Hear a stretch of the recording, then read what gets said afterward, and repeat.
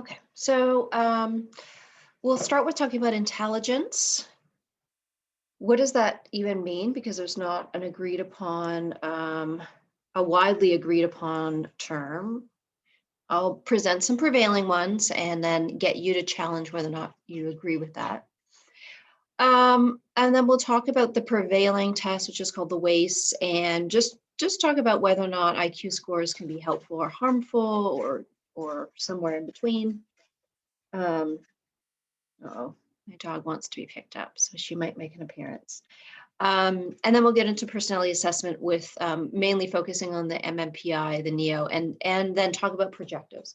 I am going to also say a word about the test. There was concern about the short answer component of the test, so I will talk about that. Okay. Okay, my face is front and center here, and I don't need to be looking at my face.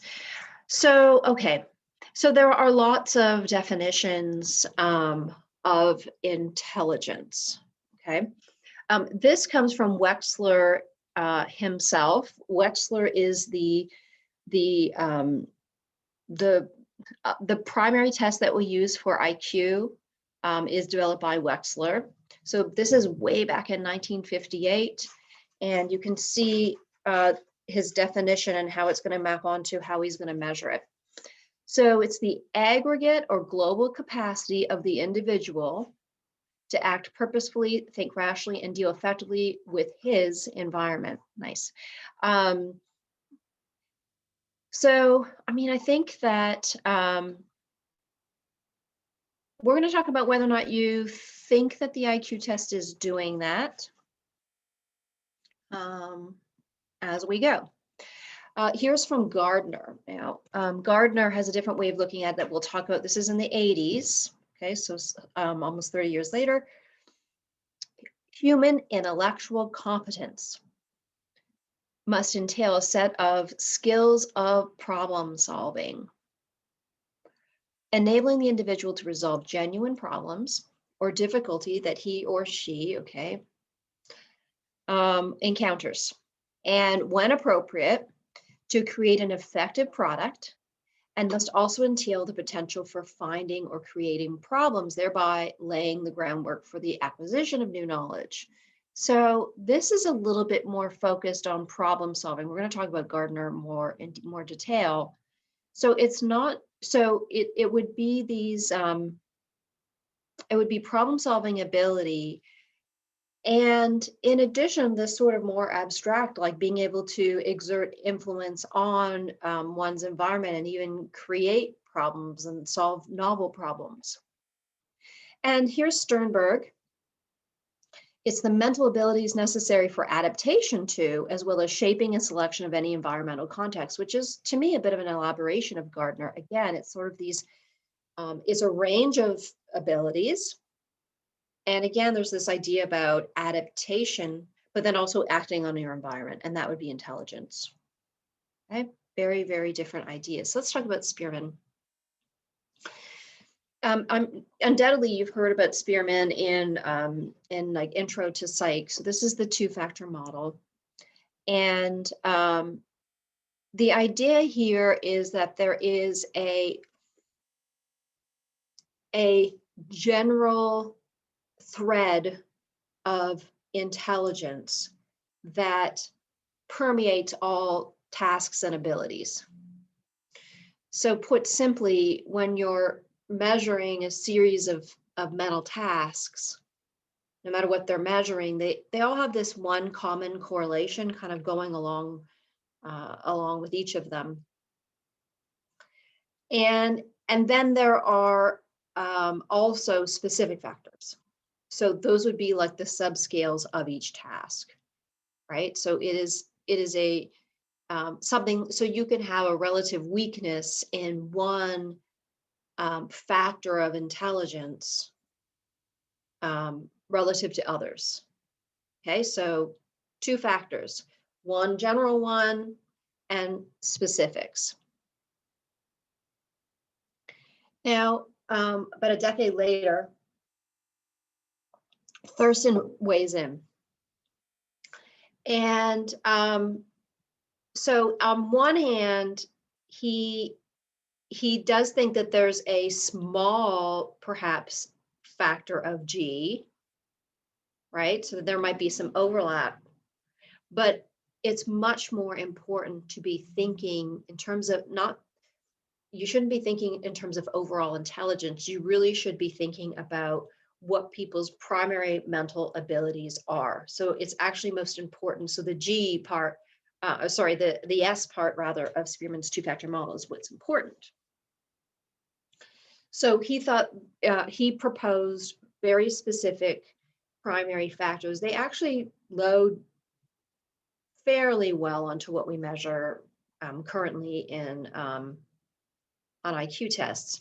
So the primary abilities that we have are related to verbal skills, perception speed, inductive reasoning, deductive reasoning,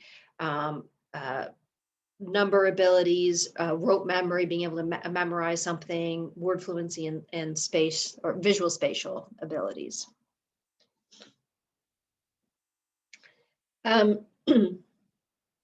Jumping back in time, probably should have moved this, but Cattell and Horn were most well known for the idea that, and I would argue this is true too, that intelligence tests, the ones that we had, were very focused on verbal skills. And they differentiated that we have both crystallized and fluid intelligence. And crystallized intelligence would be greatly influenced by your environment, and certainly your privilege and access to things like formal education and so on. So this would be skill and knowledge that you get as part of your privilege, wherever you are in the continua. And it would develop through the lifespan, presumably, depending on your environment. But fluid intelligence would be this more, this ability that is supposed to transcend your formal education and so on. So it's your ability to solve problems, and this is supposed to be genetics, okay? So the idea here, though, is that since it's biological, it's going to develop mainly through childhood and plateau by early adulthood. So that's difficult for me to reconcile, but actually, I'm gonna pause here and see if people understand the difference. I think that at this point, actually, you know what? I'll go through the other intelligences and then we'll pause, okay? I want to make sure that you're getting this. I'm a big fan of Gardner. So Gardner talks about multiple intelligences. This is the most sort of articulated. It's not really, we shouldn't really be focusing on an overall intelligence because we should be focusing on relative strengths. And so they talk about, so he talks about obviously linguistic ones. This is tapped in very nicely into by IQ tests, but he's got musical intelligence on here. And as somebody who studied music for many, many years and was a music major, I agree that that there are abilities and intelligence there that that I think we should measure. Logical, mathematical, I mean, that's measured by IQ tests. Spatial to some extent. Spatial abilities are mapped onto IQ tests. Personal intelligence and interpersonal intelligence, I definitely think we should be measuring. And this one, bodily kinesthetic. And the reason why is I'm a big sports fan, particularly of basketball. And when you see somebody who moves the game forward, like Michael Jordan for me was a big example. I think LeBron James also for me, but the ability for someone to be aware of where their body is in space and make decisions while they're up in the air to change hands, change directions, lean a certain way to draw a foul, that they could train and practice their body and their awareness to do it. I always think it's really weird that we don't measure something like that, because it's not just practice. Somebody can practice. I mean, I could practice taking off from the foul line. I always come home, and it's not going to change how how ridiculous my lack of abilities are. Anyway, it's a criticism of IQ tests. It's saying that we really are putting all of our IQ eggs in one or two baskets. And the other thing that I liked about Gardner is to really focus on cultural bias and privilege, and that by focusing, you really advantage certain people by developing intelligence tests that only focus on certain abilities. We're going to get to that later. That's my argument. Back to Sternberg again. I want to talk about this idea about successful intelligence. So the idea here is that successful intelligence are what you need to be successful in life. But the interesting thing, I think, is that this definition is it's to be successful in life according to your own definition of success and within your own sociocultural context.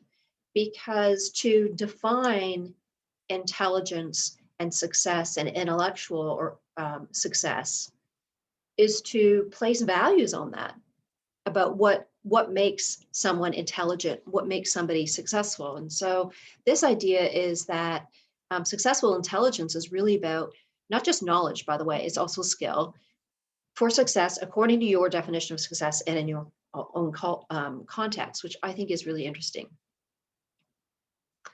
And he focuses on this idea that that culture and environment varies across individuals, and the type of knowledge that you apply to your specific context is influenced by both what you're going to learn in your environment, but also you would need to apply different problem-solving skills and knowledge depending on where you live and what problems you face. So coming up with this universal set of tasks ignores sociocultural factors. The things that are common across cultures is just the sort of generic framework that an intelligent person has, which is to recognize and define what a problem is. And that this has to happen mentally. You have to mentally represent the problem so that you can then think about how you're going to solve the problem and then execute, right? So actually allocate resources, execute your solution to the problem, and then it doesn't stop there. So the idea here is that an intelligent person then monitors the solution and evaluates, because that will allow them in the future to be to conserve energy, because they can apply a similar strategy in a similar situation. But if that solution did not work well for them, then an intelligent person would be able to adjust, right? And try something else. So there's lots of things that affect IQ scores, but I think we really need to be thinking about socioeconomic factors, because things like how much money the caretaker makes in the home, what level of education they had, what their occupation is, what their life experiences are.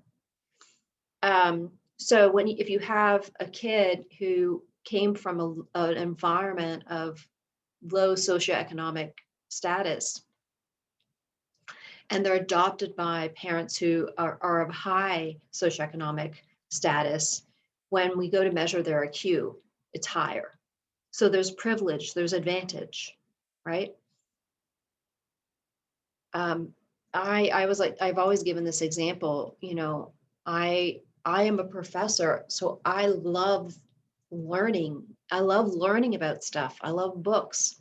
I love science. I love testing out things. So my kids have always been exposed to that. We always had a membership to the museum, to the zoo, to, you know, we always went to the public library, went to science museums. We've traveled.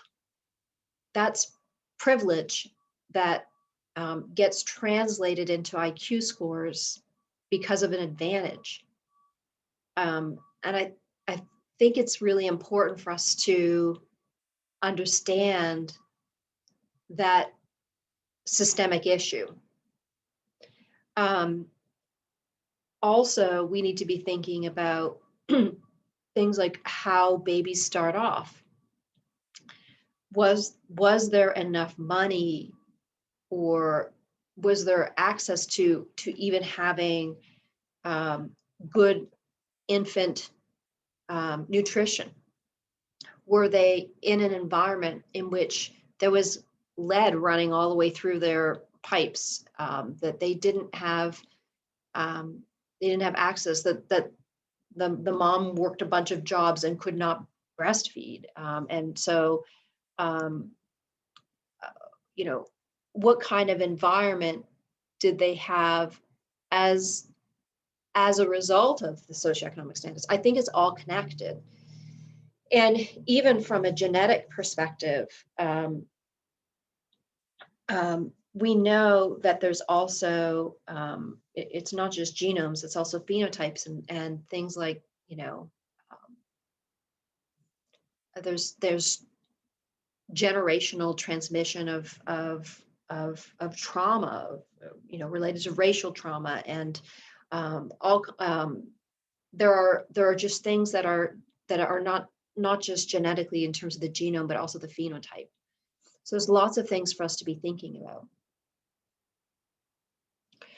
There is an effective age. So during childhood, it's highly variable, and you have to wonder about that. You know, is that related to the kids' orientation towards the test? You know, what accounts for that? The mean scores do keep going until about age 30, and then there's like a little bit more of a leveling off. There are some studies that show some IQ decline at age 70, but not all studies show that. I mean, there definitely is successful aging that would not affect IQ scores so that they wouldn't decrease. So there's lots of things for us to think about, and I can't wait to hear your opinions on that. Just a reminder about heritability. I know we've talked about this a little bit, but I just want to remind you, it's really the percentage of the variance in the population due to genetic differences. Difficult to tease apart, but remember, like, a lot of this is done through, you know, monozygotic twin studies and adoption studies and whatever to try and look. So when you have a heritability score of 0, it means that there's no genetic contribution at all. That usually isn't the case because there's no such thing as an IQ gene. So it's all kinds of genes that are contributing to what they're thinking about in terms of heritability. Oh, I'm gonna have to pause for one second. Hang on one second. I think my daughter's at the door. Hang on.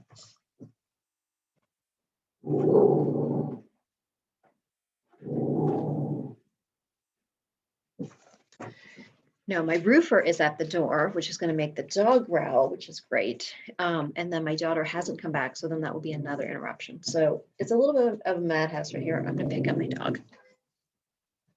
All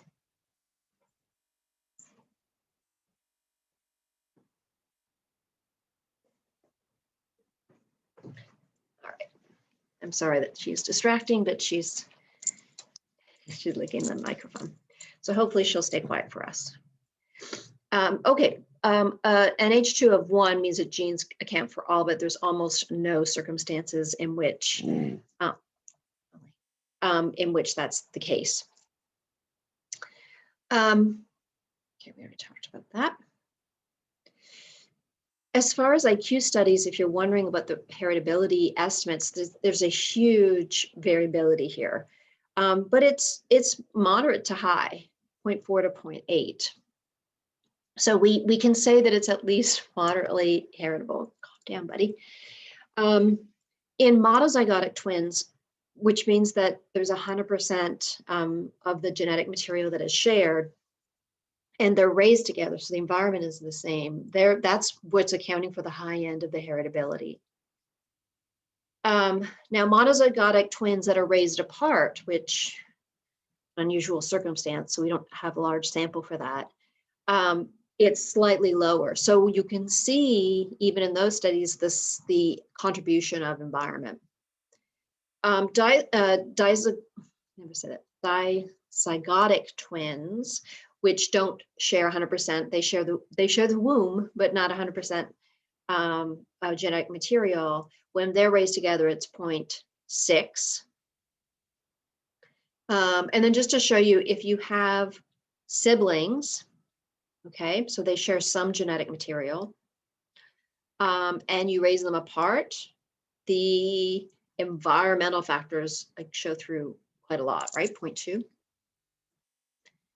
Now, IQ itself, we talked about the Bell distribution curve. This is, here's IQ, and the mean score for IQ is 100. And so most people, like 68% of the population, is going to score somewhere between like 85 to 115. So that's a normal IQ. When you start getting lower or higher than that range, you're moving out to capture about 95% of the population. So most people are going to score in that range. That means that when you, this is really ridiculous. You need to, okay.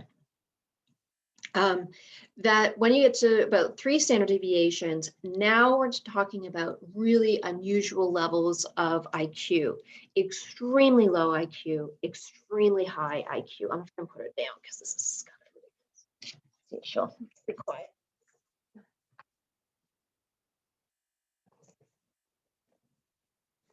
My daughter's coming home any second now from walking my son, and when she does, she'll take Polly upstairs. Okay. And here are the interpretation scores. This is from the WAIS that we're going to talk about. And you can see that you can see where the tails are on this distribution. So most people are going to be in this average range.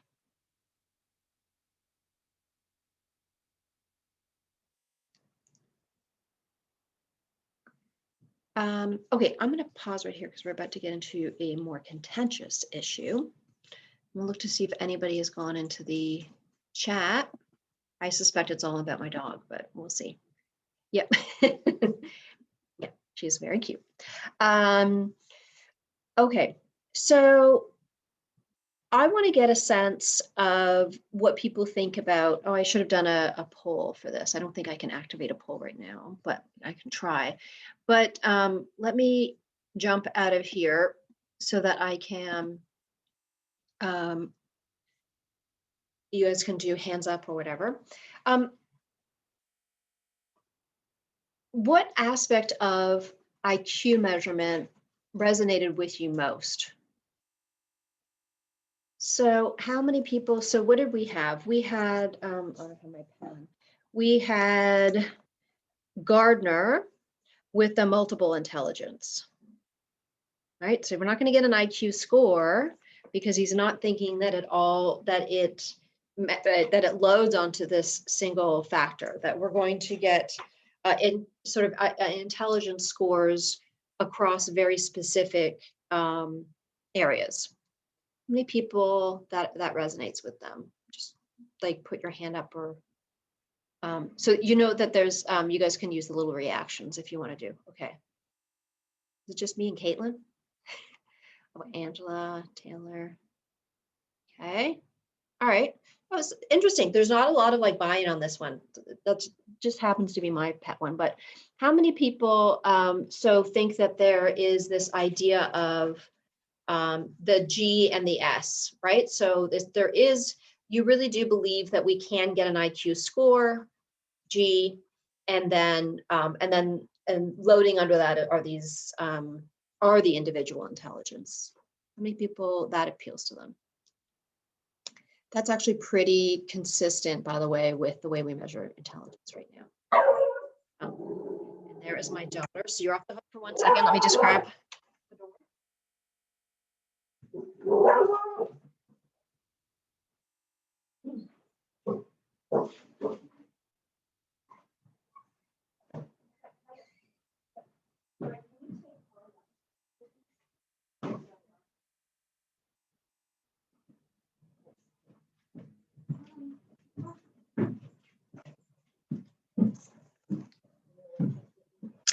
Okay. All right, 1 second.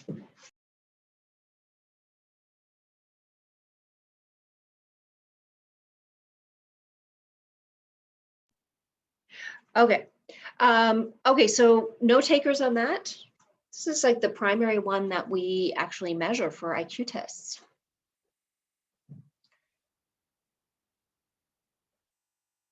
So for those who didn't vote for those two, then what would be consistent with, like, what's the way that you think would be most appropriate to measure IQ? Or are you already in the camp where you're not sure if we should be measuring IQ?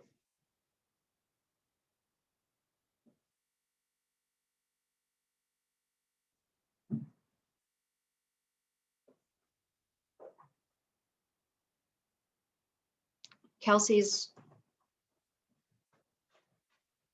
do not measure. Yeah. I mean, I could see that. Anything else? So in line with Kelsey's vote for not measuring, how many people agree with this idea that maybe it might do more harm than good, or you don't buy into this, the way that we measure it? Yeah. So Caroline just recognizes that the idea that, okay, we probably shouldn't measure, but if we're going to, I mean, surely we can do it better than we're doing it. Now, I haven't got to the evidence, by the way, of the WAIFs. Yeah, a lot of people agree already. Okay. And is it because of the studies that show that what we're really measuring is privilege? Is that the concern that people have?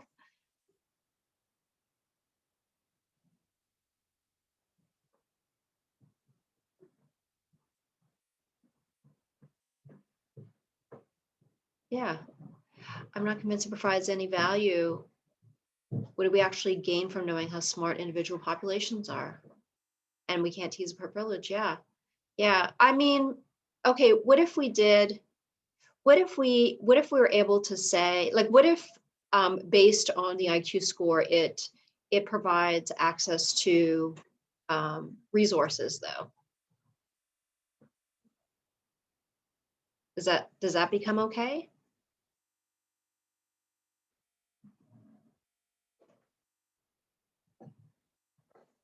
Or seems like testing to benefit one group, yeah. Yep. People aren't only deserving resources if they meet a certain bar. Yeah, I agree, Kelsey, but I mean, there's always going to be a bar for resources. So it's just a matter, I guess, if we're cool with that being the bar. It further divides people by using labels like average or, yeah, that's gross, right? Caroline, that's pretty gross. Yeah.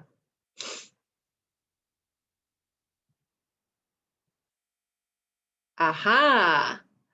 Are we 100% certain IQ can't be improved? No, absolutely. IQ can be improved. What do you think about that? How can IQ be improved if it's your innate ability? Think about it from a kind of a S and G standpoint. It is true that we can raise IQ scores. So how is that possible? You know that Montessori made all her money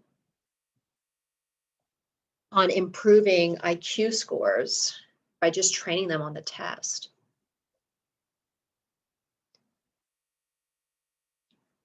Well, Caroline, the innate ability, I think the innate ability to some extent might be able to be trained, but it's more the, you know, when we talked about crystallized versus fluid, it's more in the crystallized that we can improve because it's really access to information and test taking.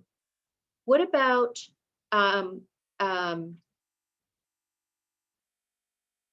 getting older and more knowledge, learning, and training? Yeah, although Leah, they for a long time they said that people like me are in a rapid decline. So getting older only is beneficial at one point. But yes, absolutely. So the thing is that if you're in a crappy school and they don't take standardized tests and they don't practice test taking and so on, and then you're put into a situation where you're doing all these tasks and it's completely unique to you or completely novel to you, then you won't do as well than if you are somebody who comes from a privileged school who they're always doing all kinds of different tasks. And in fact, they actually help kids practice for standardized tests. Like they actually train them for that so that that school will have higher standardized testing. I don't know if you know that, but okay. All right, some great points. So I'm glad that people are critical. Let's move on from here. Thanks for your thoughts on that.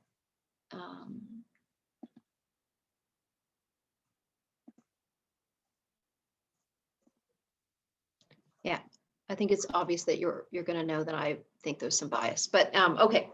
So this is somebody who, and his name is appropriate in my opinion.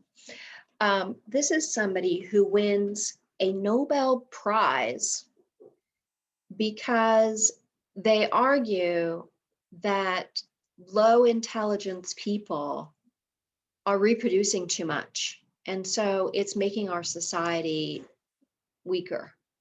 And they win a Nobel Prize for this. This is too early to be talking about crap like this, but anyway, okay. So this information was used to argue for eugenics of people with IQs under 100. 100 is actually the mean. So like a good part of the population is going to be affected by this. Not that matters, but I mean, a huge part of the population is actually going to be negatively affected and by this information. And by the way, there's margins of error on an IQ test. So you would actually be capturing a lot of people who normally would be scoring above 100, but 100 is the average. This was used to argue that one race was superior to the other. It was used as justification for limiting access for people of other races to Shockley's. It justified essentially systemic racism. It affected immigration policies. So they tried to limit any immigration from people in which the the national IQ, and by the way, they didn't usually have that information, but that would be the justification that if there was a low national IQ on a westernized IQ test, that they would be that their application would be denied.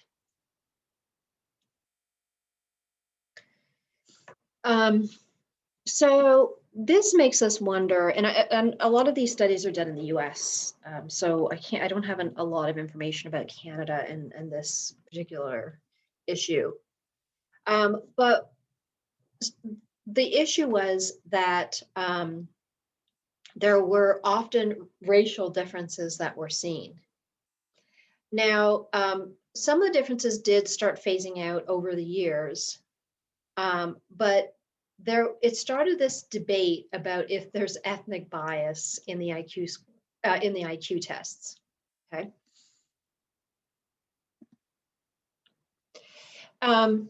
Okay, so James Flynn from New Zealand reports that performance on IQ tests had been increasing since the 1930s. Now, how is that possible? I mean, was it Kelsey that was kind of pointing out this idea about like IQ tests like changing, and how is that possible? So they found that IQs increased across the board about 15 points over the last 50 years. And so how is this possible? How is it possible that they just happen to be that much smarter than their grandparents? Something might be up. Okay, so there was a study that was important in the 70s, almost the 80s, and they looked at the IQ scores of Italian Americans who had immigrated. So what they found was a century earlier, the first generation Italian American children that were tested were around 87. That's still in the average range, by the way, but it's in the kind of like the low average. But then when the study was being conducted, it showed that Italian American students actually had slightly above average IQs. So how do you explain this huge discrepancy, right? Especially if you're trying to blame it on genetics. Maybe the IQ test is not about genetics so much. So here we go. Certainly, the proportion of people who receive formal education, and formal education also the proportion of people who experience longer exposure to formal education, right? So it's not just that they got access to it and then until about 7th grade. I mean, like that they were actually going all the way through. That is increasing. So and the number of years that they complete is increasing. And when all of your friends and your peers and people in your family all go through school and have that access, then it makes it more likely that you're going to do it as well. If you're in an environment where nobody finishes high school and there's no expectation to finish high school, then that has an impact. In addition, if we're thinking about 100 years ago, there is also a dramatic influence of healthcare and even nutritional information. So healthy kids do better on IQ tests.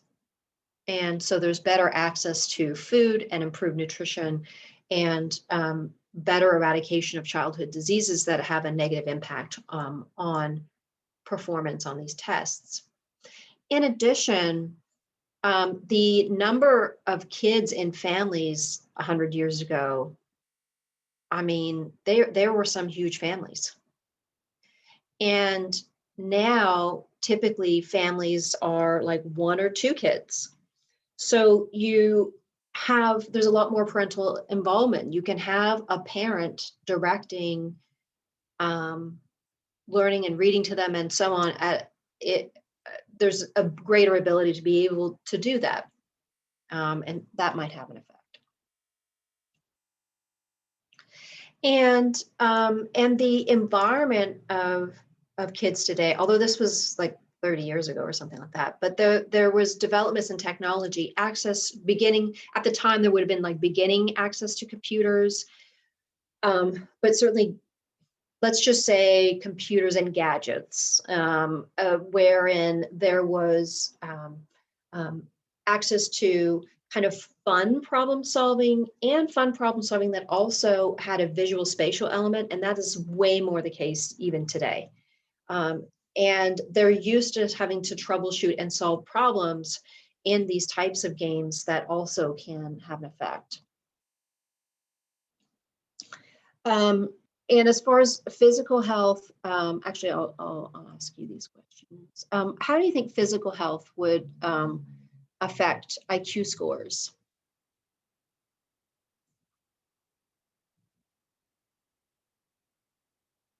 You can unmute yourself or put yourself in the chat. Well, having a good diet affects your brain and how you focus in class. Yeah, but perfect, Tatiana. What's an example?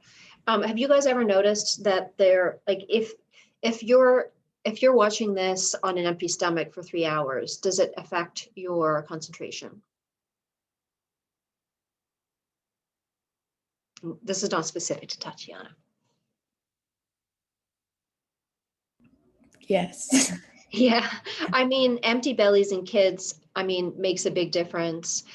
So does like having a sugary breakfast that then they have to crash. Yeah, it's concentration for sure. Anything else? Can really lead to sleep, sure.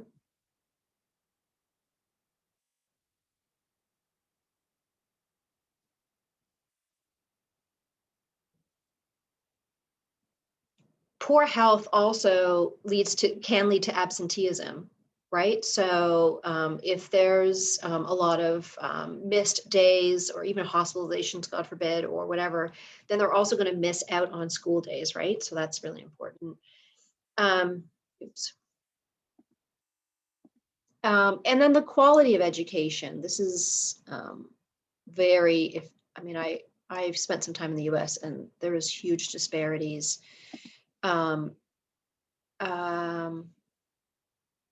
me too, Caroline.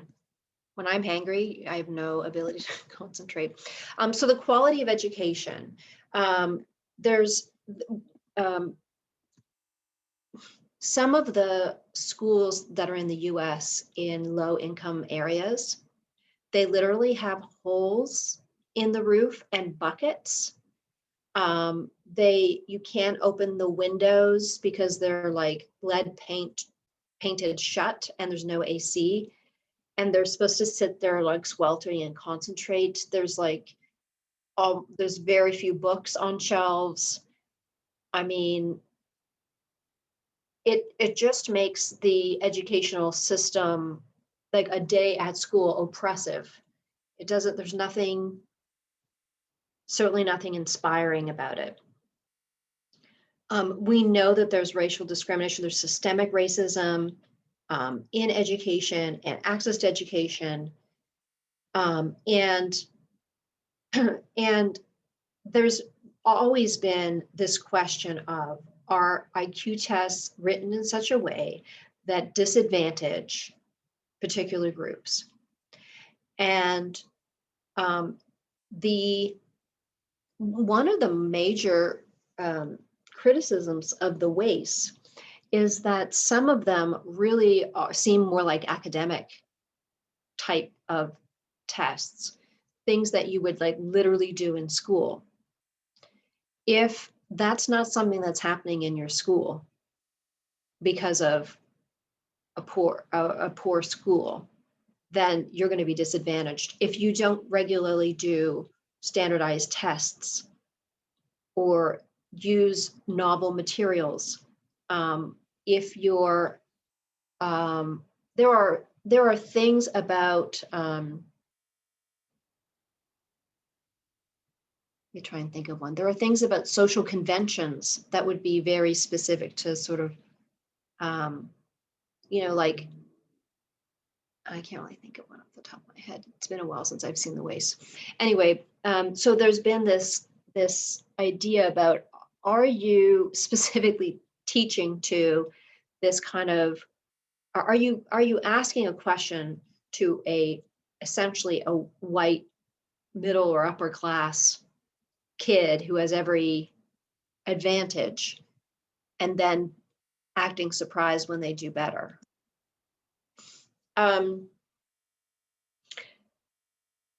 In earlier versions of the WACE in particular, some of the issues were about non-equivalence. So, for example, if somebody's asked, all right, you see a envelope on the ground that has a stamp on it, what do you do? Different neighborhoods and communities would do different things with that, right? If you're in a community where it's like, no, you just gotta keep your head down and you're not gonna pick it up. You're gonna make sure that you go on your way and get home. Then you're gonna be disadvantaged relative to, oh well, I would pick it up and put it in the mailbox. I mean, that's just a little bit. It's just it. And why is that an IQ item? That is actually an IQ item, by the way. There were translation issues. So we saw some poor performance in in Quebec, in particular in French communities. And some of the issues people argued had to do with translation, right? So there's the way that they translated about having a cut on your finger and what would you do on the English test, when it was translated into French, it used a word that really is more consistent with cutting your finger off rather than getting a finger cut. And so they're universally doing poorly on it. Why? I mean, there's an issue there. Or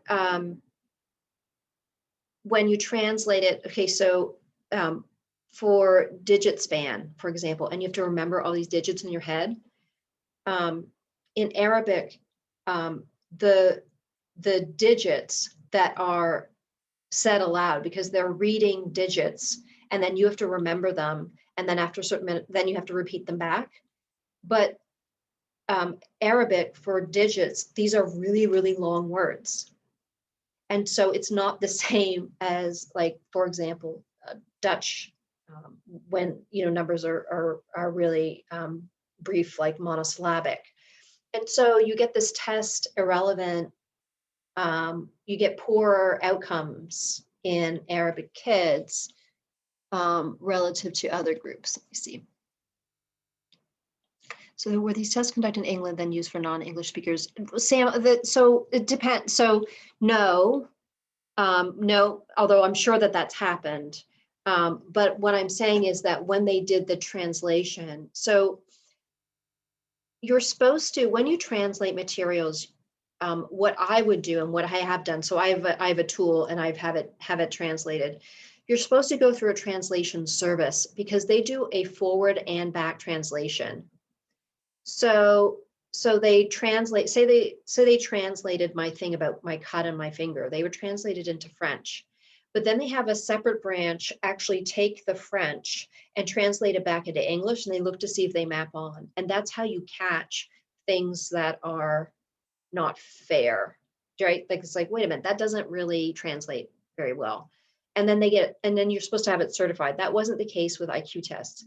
And then as far as the Arabic digits and so on, they're reading the digits in Arabic to Arabic kids.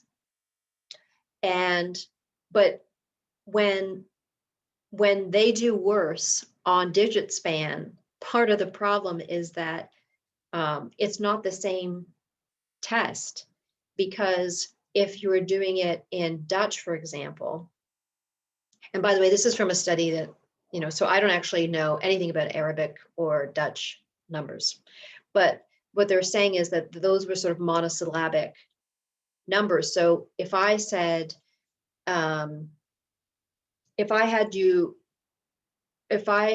so if somebody is learning, all right, I want you to remember these 4 digits and repeat them back to me. 1, 4, 9, 2. Okay, that's one thing. You have to remember them back. But if it was 1,850, 4,091, see how that it's longer? There's more syllables, then it's not fair for them. It's just a virtue of whatever. Same thing that when there were translations of simple monosyllabic English words, like I want you to remember these three things: tree, cup, bowl. But when you translate them into their language, it's essentially like saying, I want you to remember these three terms: ambidextrous, superfluous, and taciturn. These are words that you're not very familiar with, and they are monosyllabic. So if the translation is not done, if it's non-equivalent across two languages, when it is translated, then you are disadvantaging people. And they were always, these tests were developed for white US kids. I mean, let's be real. Okay.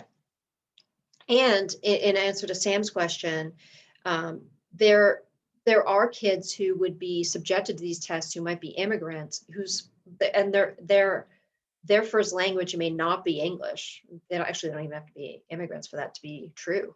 So English might not be their first language, but they get tested on the WACE in English.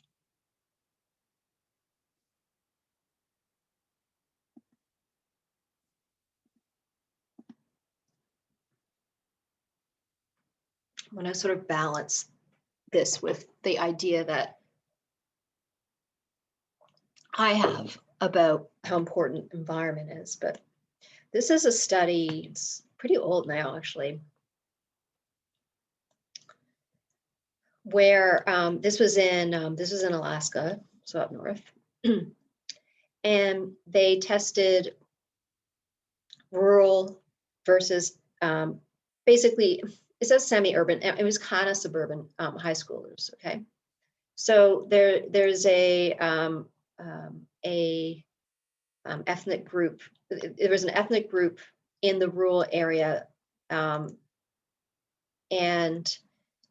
the idea is that, well, their main environment is dominated by things like hunting, fishing. Given that it's Alaska, having to navigate and have good skills in the winter to deal with extreme weather. So that was something that would be very important in terms of intelligence.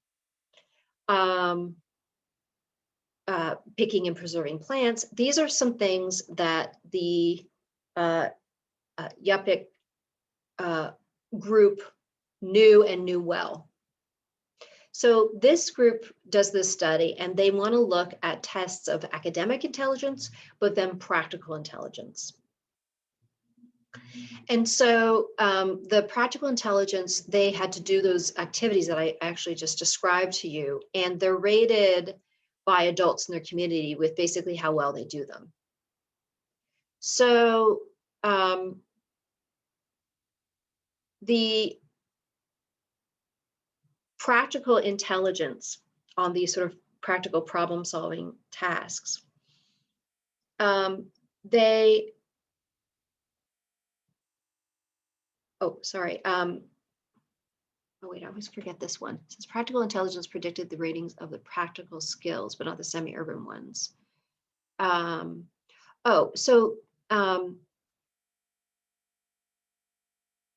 The practical skills is not surprisingly was superior in the group who had experience with them.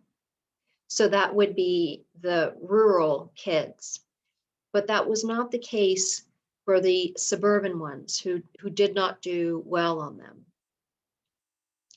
And one of the things, actually, let me just check in with you what you think. Why is that important? What does this tell us?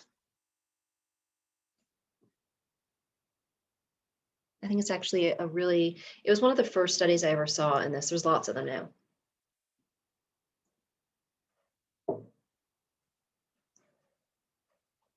Yeah, environment has a major influence on intelligence, or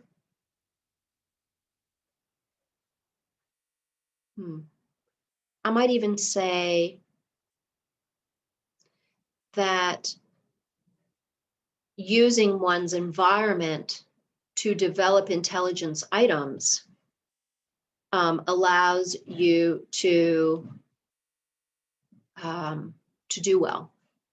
Leah wants me to repeat the findings. So it's actually in the last bullet point, Leah. So essentially, the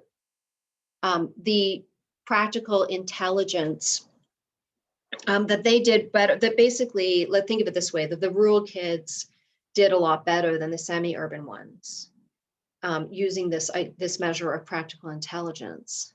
And it's because that's what their environment was characterized by, right? So even though they're both in the same area of Alaska, one rural, one urban, that the rural kids who really had to, who were more exposed to these sorts of elements, that they did better. So does that mean they're more intelligent? And Tatiana says, well, I mean, that environment should factors in pretty prominently in intelligence testing. And I agree with that. And I think that's the purpose of this, right? It's showing that whatever you're going to pick. So I'm being really facetious here. It is unfortunate that the items that are picked for these types of tests advantage a very specific group, right? Because if we can pick different items, then suddenly some groups do better. So I don't want to spend too much on the WACE because it's in the text. And I think it's more important for us to be critical of the idea of intelligence and have different ideas about how to assess intelligence. And then I think it's good to take a break. It's like 9 o'clock, right? Yeah, okay. Okay. So,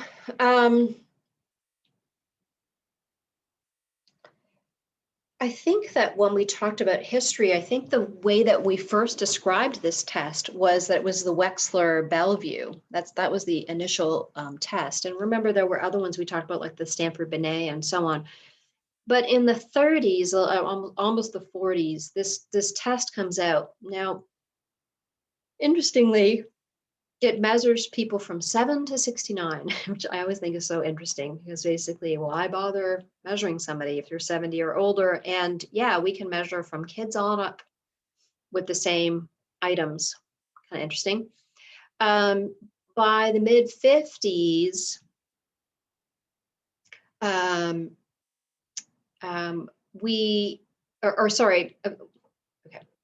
by the mid 50s, we changed the age for the IQ test. Okay. But about, I don't know, not even 10 years later, we see the Wexler-Bellevue 2, ages 10 to 79.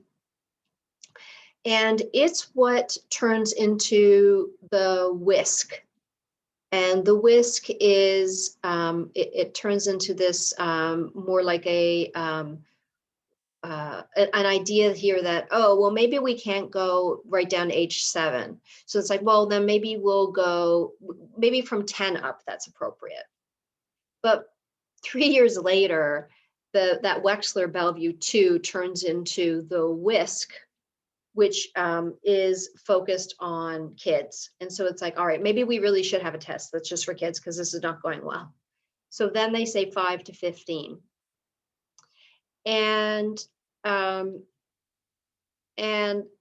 they're trucking along for many, many years. In fact, it goes for over 20 years measuring kids.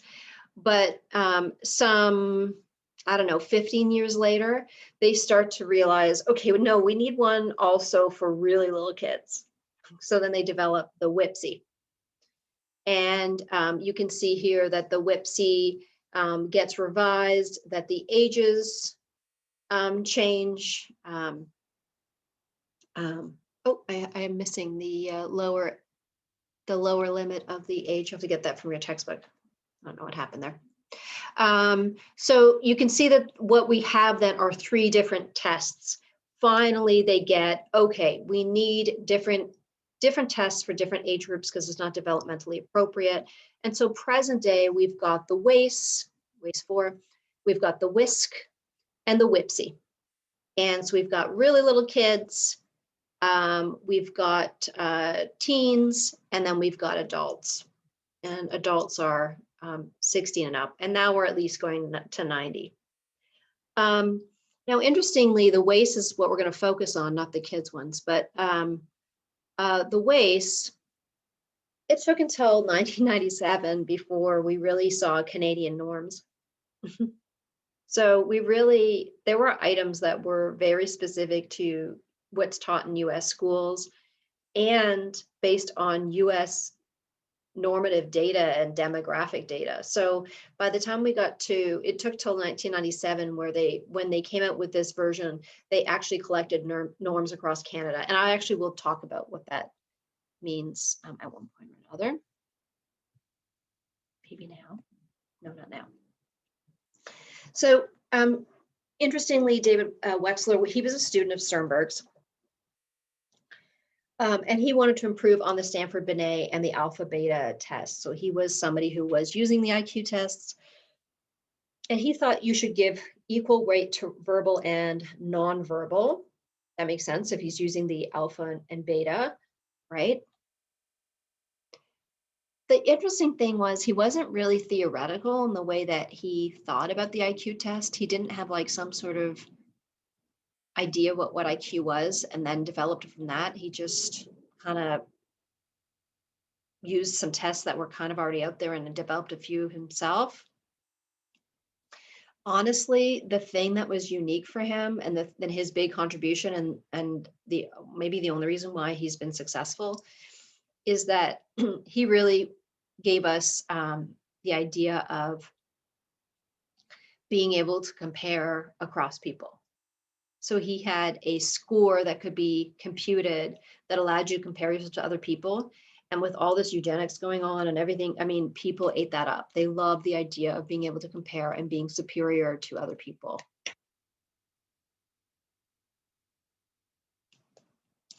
For the WACE, the score, when somebody says that my IQ is 120, what they actually mean is that is their full scale IQ. And the full scale IQ is a combination of the scores that they get on a verbal component and a performance component. Now, interestingly, then underneath each of those scales, by the way, and I'm going to show you a picture of it, underneath the verbal and the performance IQ, there are subscales. And there are correlations kind of in the medium range across these scales. So although he was a theoretical, it does lend some support to the idea that there might be a G factor, right? And if I'm using, like, I think that if you're thinking about having a full scale IQ that cuts across all of them, and that scale is supposed to be what tells you what your IQ is, then I think obviously he is thinking that there is a G factor, even though he's not actually theoretical.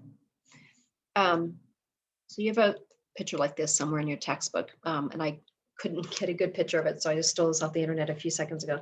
So this is what it looks like. So you have your full scale IQ, and that's being fed by these two indices, the verbal and the performance. Now, underneath them, there are these indices of, so for example, under performance, perceptual organization and processing speed are going to be the two things that factor into that, getting that IQ score. And then the orange are the tasks, the actual tests, the subtests that are providing these scores. So for example, the symbol search, it's circled.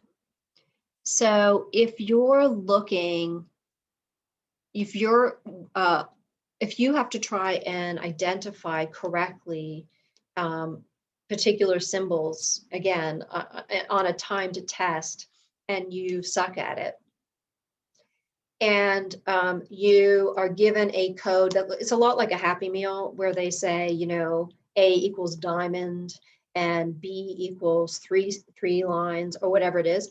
And so you have this kind of key. And now under a time task, you have to translate what something says based on the symbols. And you suck at that. Your processing speed score is going to be low. And so it will negatively affect your performance IQ. But you may be really good at answering questions about vocabulary and similarities between words, or doing math. These may be things that you're really good at, and so you'll have a higher verbal IQ score, so there might be a discrepancy between them. So this is the way that these kind of map on.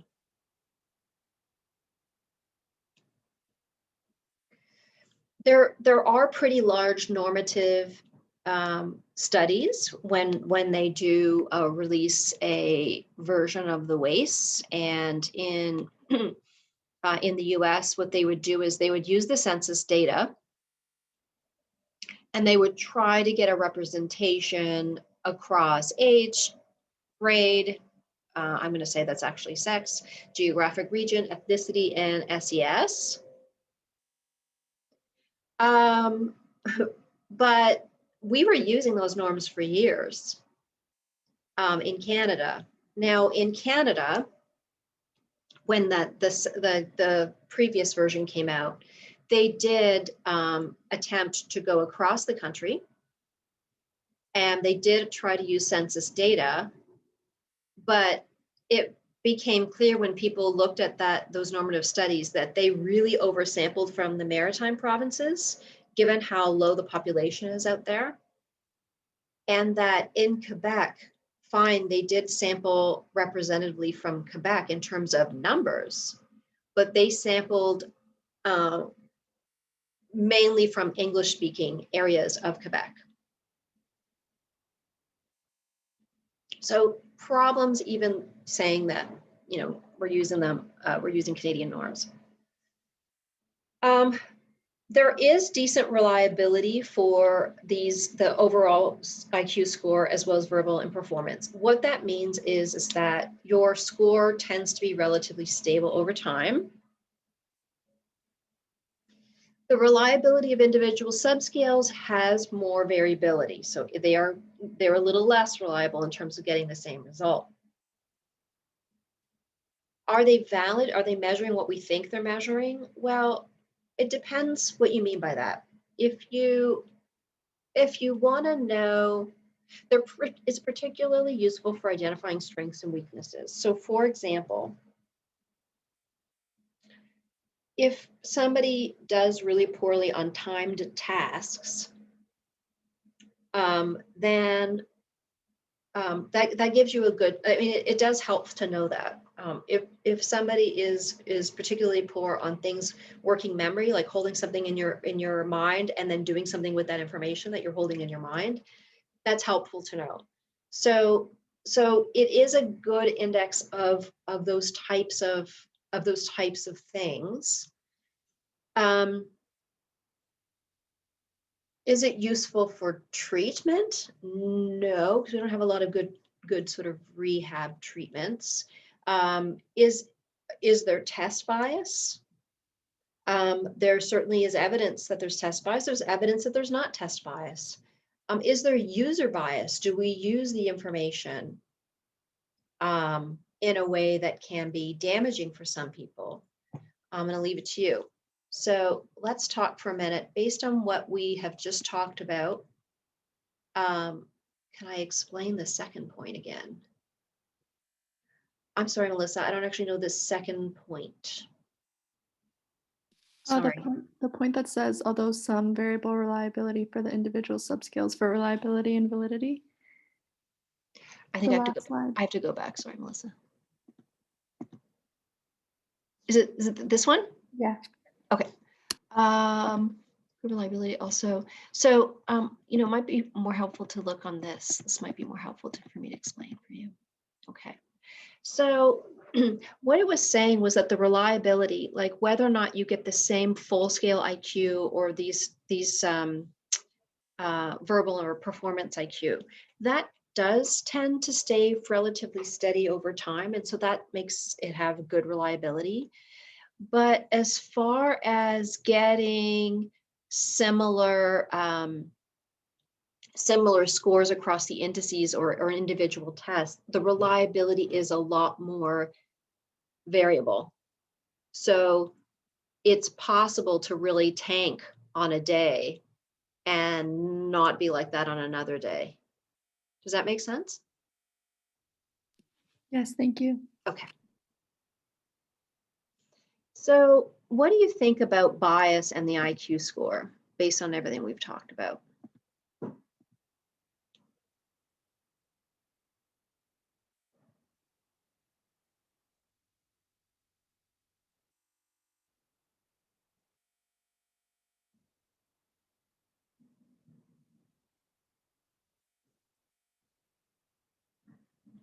You guys are really all over this.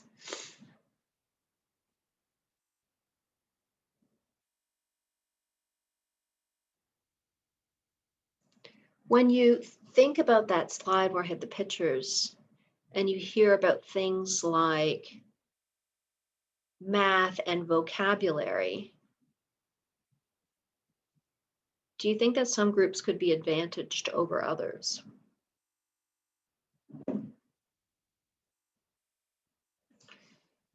Okay, so I agree, Tatiana, but I want to be careful about the word unreliable because we're going to try and use the word like that would be actually invalid.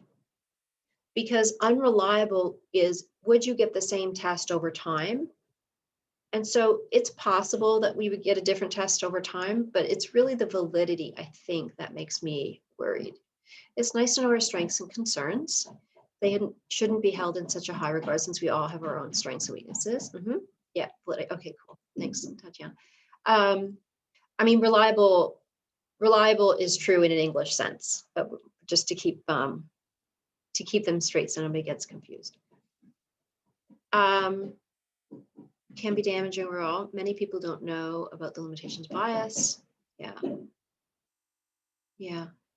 Seems quite biased in how we decide what words to use in the test to study validity, for example.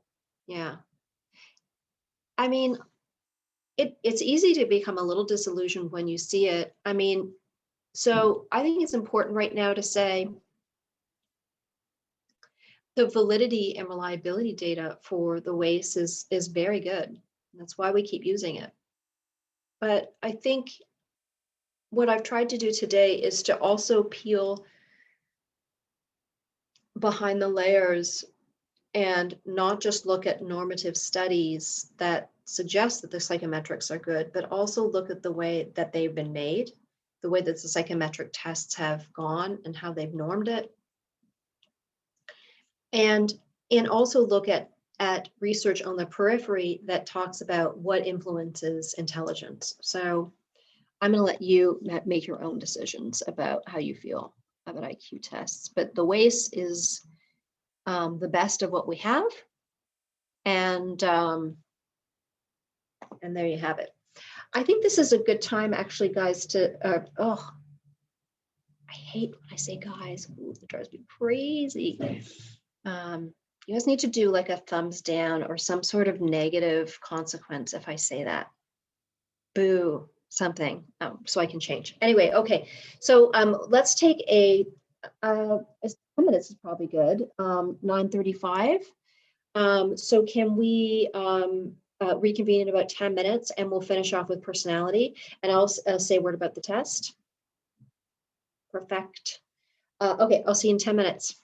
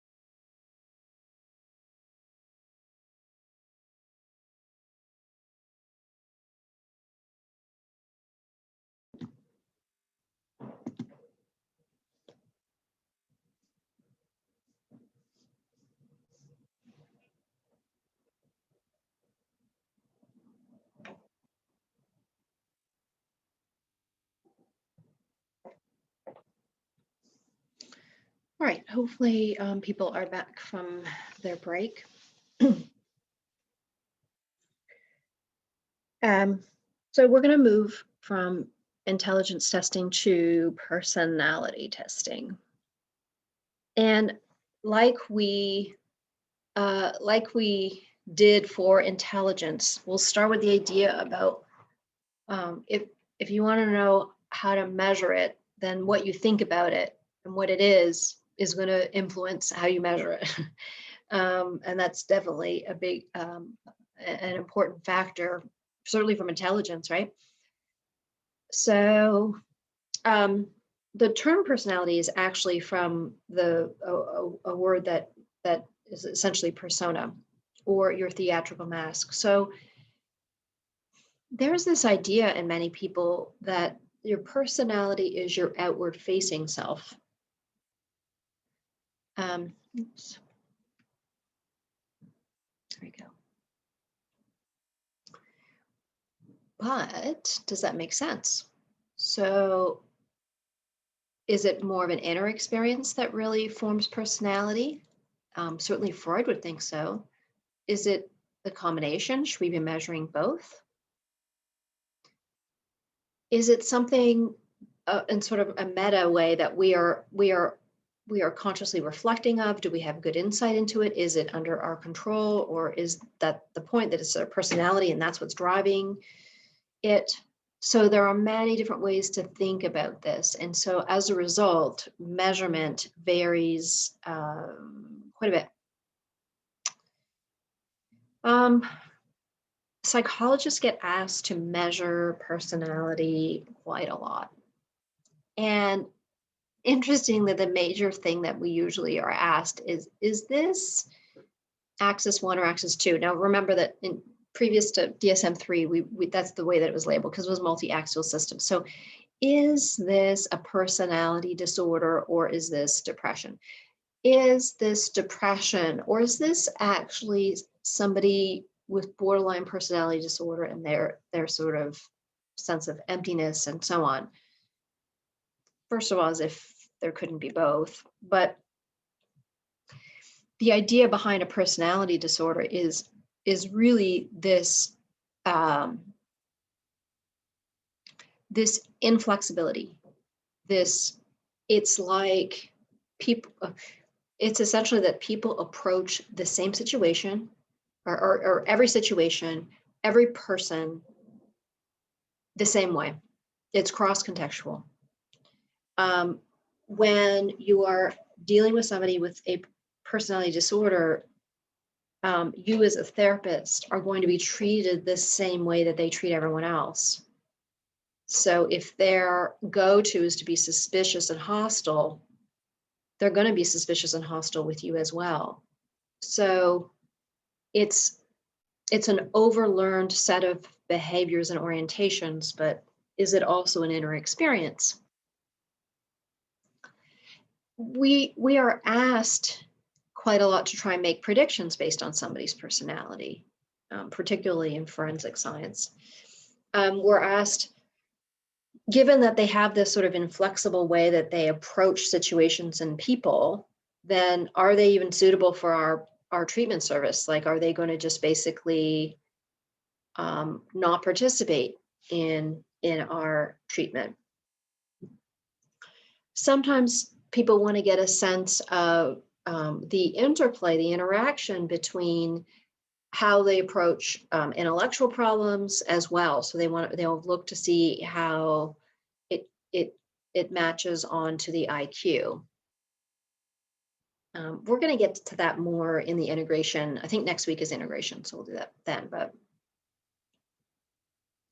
so leaving none of these questions answered, I'm going to move on to one of the biggest personality inventories we've ever had. And we've talked about this one in the history. So this is called the Mmpi. Right now we use the Mmpi too, but the original Mmpi was published in the 50s. Here we go. So it was actually designed, despite its name, it was really a tool to measure psychopathology and diagnose mental disorders. Now you might say, well, wait a minute, I thought I was looking at personality. Yeah, and yet look at the category. So we'll have to look at this very closely. So this is what we call an objective test. For sure on a test, I'm going to ask you, which of the following is not a projective? And the answer is going to be the MMPI, or the inverse of that, okay? So you need to understand that. We'll talk about the difference between projectives and objectives. Objective makes it sound a lot more legit, but the objective is really the quantification, the quant piece, and the use of psychometrics. This is a true false quiz of hundreds of items. You are supposed to read a statement and answer true or false, this is characteristic of you. So I'm going to tell you, I'll give you an example of an item. And the thing that's going to make this even more bizarre is that rather than rational development, where you pick an item based on whether or not you think it would relate to what you're trying to assess. So if you're looking for a depression item, like you would ask something about low mood and feeling down or pessimistic, this one, no, you are specifically picking items that people can't figure out. They have no face validity, so they have nothing to do with depression. So you might say, well, then how does it become a depression item? Because they use something called empirical criterion keying. And so what they do is they have all these weird items with no face validity, and they administer it to patients on their ward in Minnesota, very white Minnesota, and then they test on their visitors. Okay, so the people who are visiting these people, so genetically related often. But anyway, so the people, so those are the normals, okay? And so the people who are depressed there at the hospital, if there are items on that test that discriminate between them and their visitors, it becomes a depression item. So items are chosen for their abilities to statistically discriminate between clinical and non-clinical groups. So I am actually going to give you an item. I like brown shoes. Okay, so you have a patient who's being treated for hypochondriasis, and they say, true, I like brown shoes, you know? But most controls say false, I don't particularly like brown shoes. That becomes a hypochondriasis item.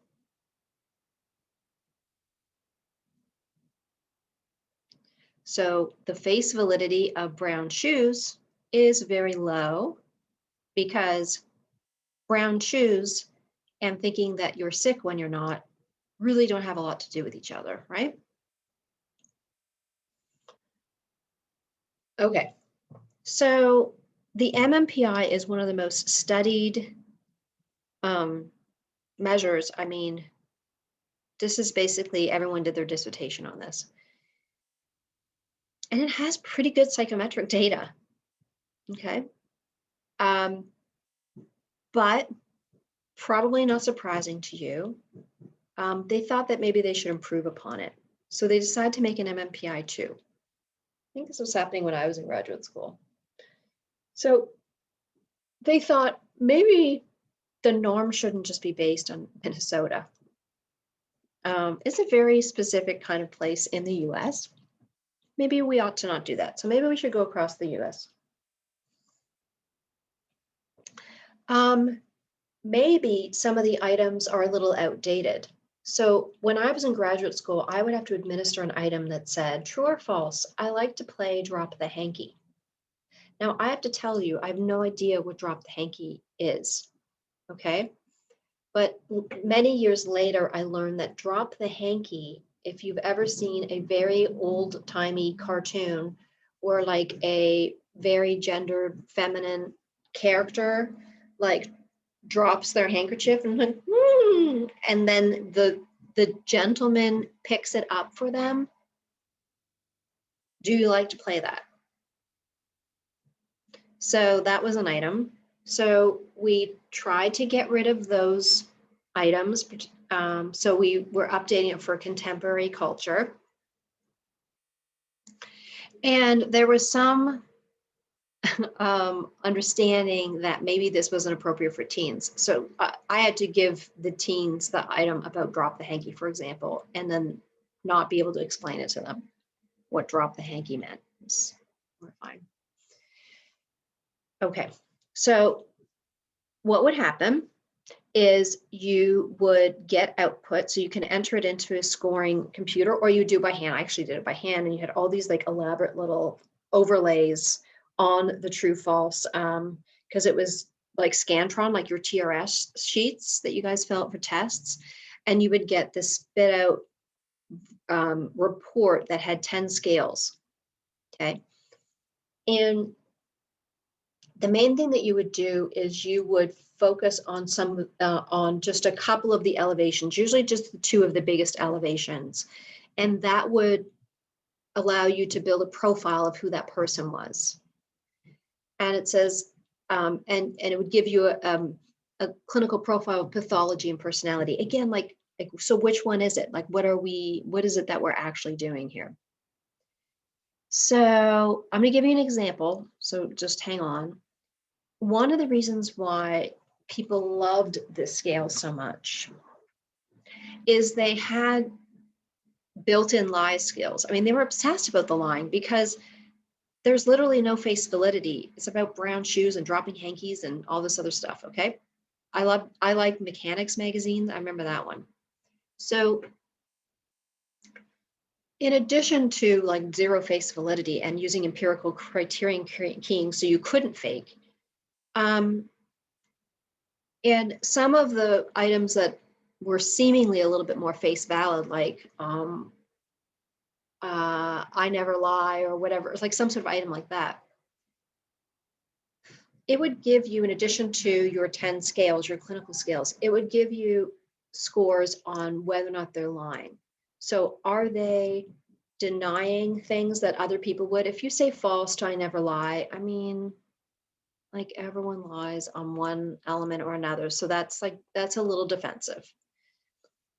Or exaggerated responding. So basically saying yes to anything that looks even remotely pathological to make yourself seem more ill than you are. Or random responding. There was actually some ways of determining that. So what you should know for a test is you should know what these three scales are. So the L scale, it was also called the lie scale because it means that you're faking good. And you're faking good in a not so subtle way. So like, I never lie, basically putting yourself in the most positive light, like that's very unsophisticated. Like people should know when they're looking at it that, okay, this is a little ridiculous. Nobody's going to believe this, but they still do it anyway. And they score high on that. Now, K scale is you're faking good, but on a more subtle way. So you have a combination of some Pollyannish kind of responses and then some responses that are a little bit more sophisticated. And then there's the F scale. They're exaggerating their symptoms in an obvious way. Every single symptom, every single item that could potentially be linked to pathology, you say yes to.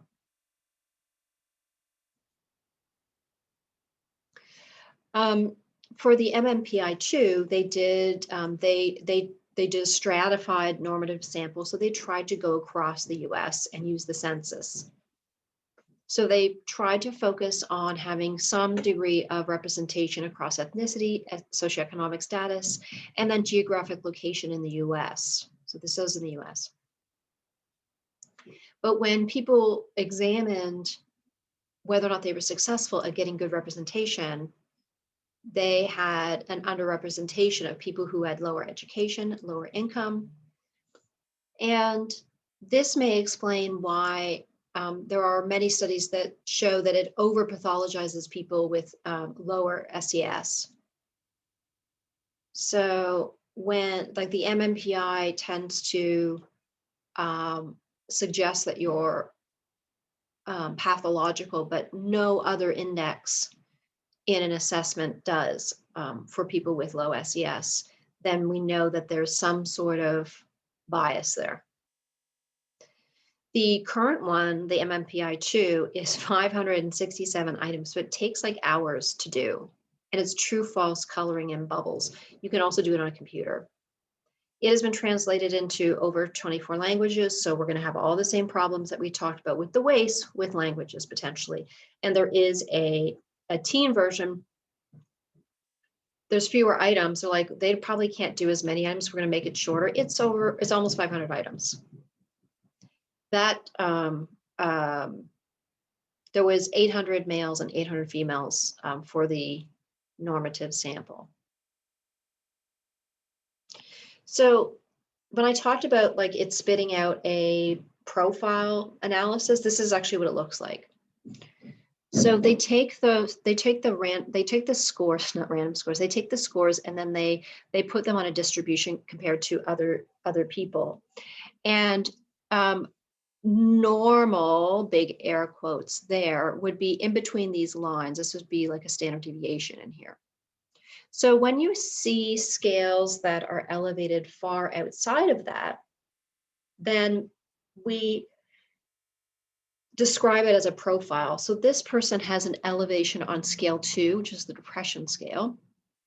Scale 4, which is called the psychopathic deviate scale, which is a horrible name for a scale. And it actually means whether or not you kind of go along with convention or not, actually.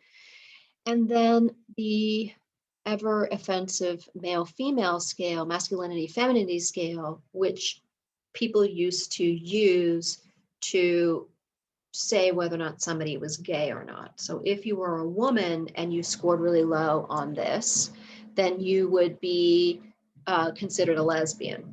If you scored high on this, you were very stereotyped feminine, and you might be like kind of a stereotype of femininity.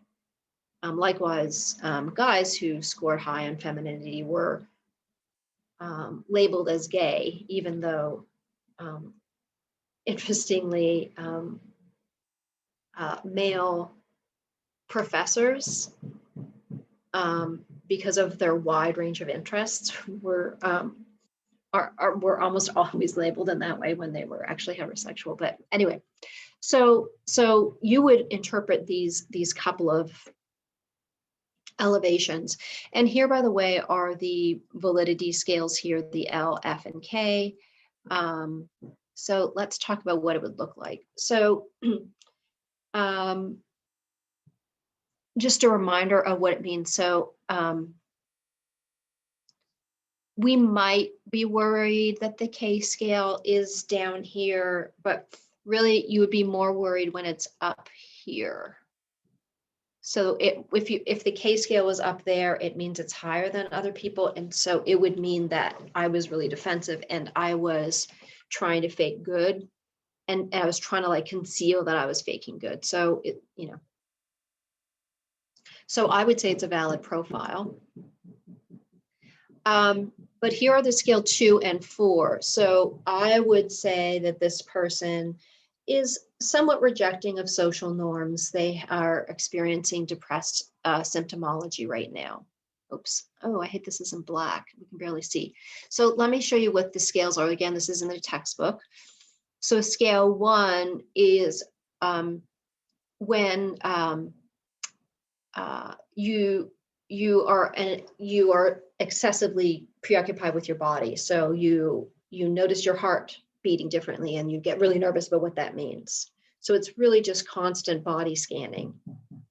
2 is depression. 3 is hysteria about avoiding conflict and responsibility. So oftentimes we see scale 1, 2, and 3 elevated in this kind of V. So what we see are somebody that blames all of their kind of depression symptoms on their body. So they're not depressed.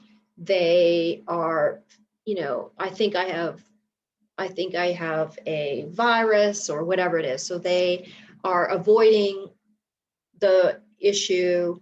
They're pinning it on their body instead, but really the main issue is actually depression.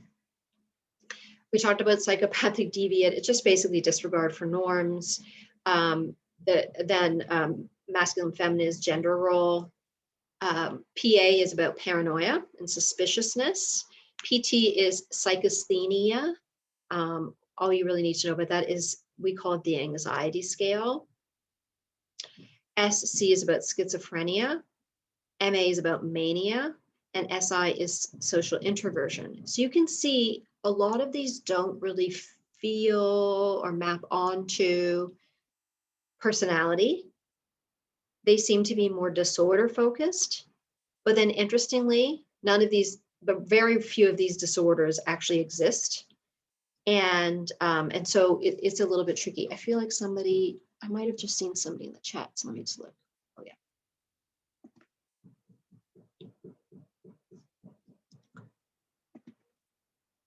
Chat. Come on.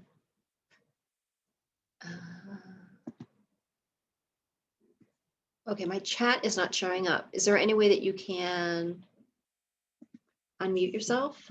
Yeah, for sure. Sorry. So I asked, what would scoring below threshold for depression indicate?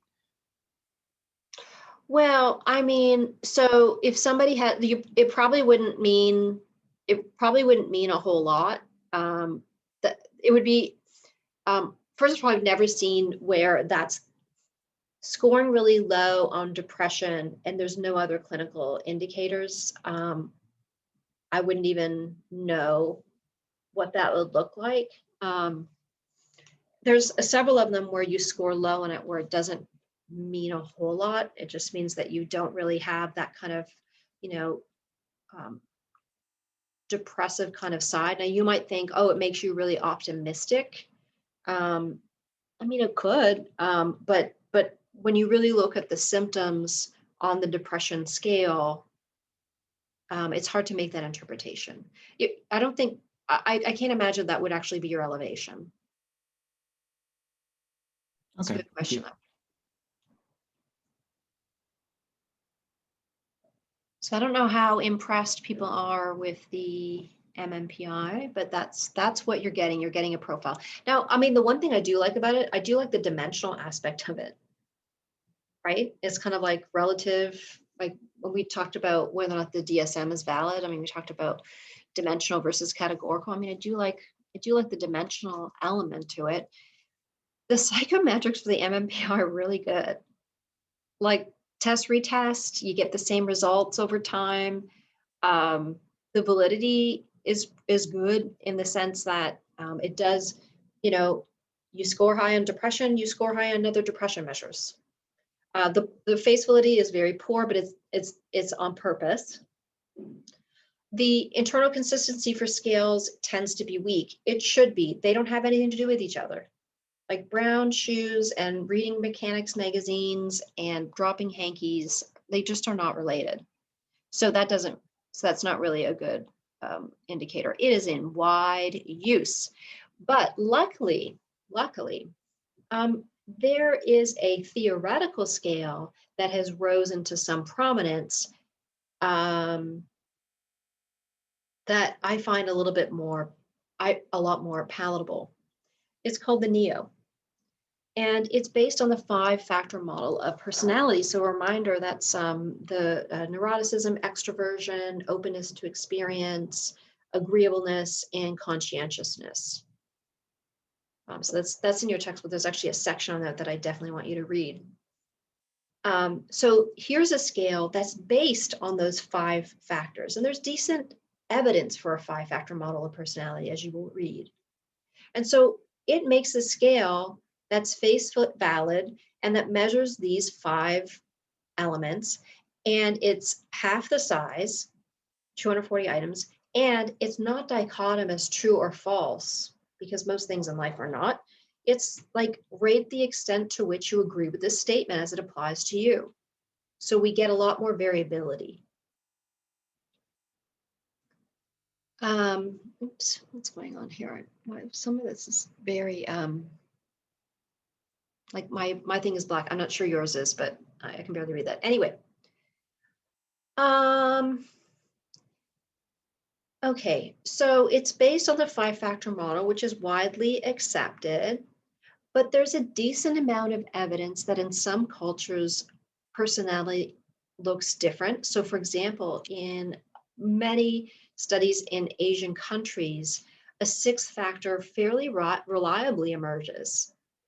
So I don't remember what it's labeled actually, now that I'm on the spot. But as much support as there is for a 5-factor model, it's mainly in Western cultures, predominantly that orientation predominates. So there are still some issues probably with it. Now, one thing that you should know for a test is that this is rationally derived items. So it's like, if I want to know if you are conscientious, I'm going to ask a question that relates to conscientiousness. I am not going to ask a question about shoe color and then empirically derive whether or not it discriminates between clinical and non-clinical, like the MMPI does. Okay, so you have to know the difference. One is rational, I mean, we're talking about face validity, and empirical, you choose an item based on its ability to discriminate. So like I said, there is evidence for a 5-factor model, so that's good. We like that. It has excellent reliability. People are going to get the same result over time, and the internal consistency of the tool is good. Unlike the MMPI, why would there be good internal consistency when the items literally were not made to be related to one another? The validity is good. It correlates with other measures. If you're looking at neuroticism and you take another measure of neuroticism, there's good correlation there. It's very good at being able to use the information to talk about personality disorders. Does a pretty good job at that. It has reverse scoring. So although it doesn't have those elaborate 3 lie scales and items that you could never figure out really what it's asking, there's a lot of reverse scoring so that you couldn't use a response set. You couldn't just go strongly disagree all the way down, because if they're worded in the opposite direction, then it stands out and you get a measure that's probably invalid. I have more research as needed. I always think that. That's not really levying a criticism. This is a weird slide to use out of context. When we talk about integration, we're going to be talking about a case of Dr. Colleen Carney, and so I probably should have erased my pictures because that's embarrassing. But anyway, so I want to show you. This might be how the results we might get. So we might. I'm going to actually pop them all up here so you can see. So Dr. Carney completes the NEO, and what we see on her profile is this high elevation on neuroticism, right? So neuroticism, it's like there's lots of elements to it, but an intolerance of the sensations of anxiety and being very stress reactive, things like that. So this is one major part of her personality. But she also scored fairly high on extroversion and this being very social and outgoing and comfortable, like, in those sorts of situations.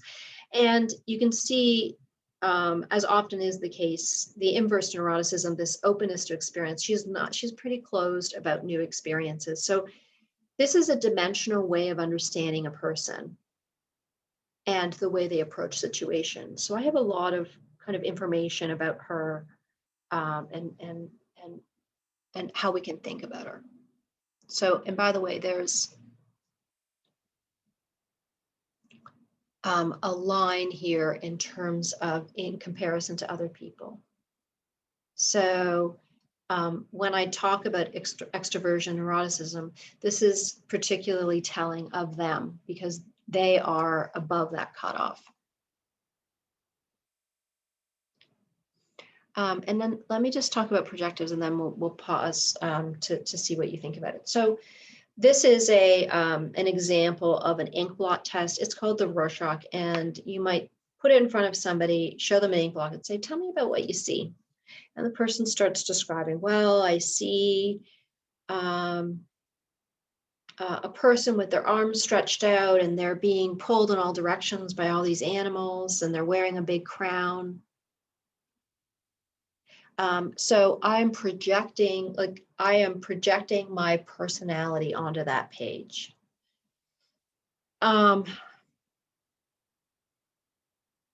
Okay, so good and bad. You're getting this sort of qualitative commentary of their experience and how they experience ambiguous stimuli. And maybe that would be useful. It was an incredibly unreliable tool up until somebody named Exner came along and created very specific scoring rules for responses so that inter-rater reliability became high, whereas before it was very poor. So, for example, it would say mark a 0 if somebody, or mark this if they actually interpreted the white space, not the black space. Because, I went right to the black and, the person stretched out. But if somebody told a story that focused on the white space instead, that would be very unusual. So then we would interpret that. I'm being attacked by raccoons. If there's an attack theme, then score it this way. If it's centered on a person, then score this way. If it's centered on a face, score that way. And it was done by looking at hundreds of Rorschachs and the way that people responded to it and what kind of clinical characteristics they had. So it took a test that was completely unreliable and created some stability and inter-rater reliability, improved the psychometrics of this Rorschach. So it's important that you know that the test itself wasn't great. It was Exner's contribution. And Exner, by the way, is not the developer of the scale. It's just some guy who came up with scoring criteria.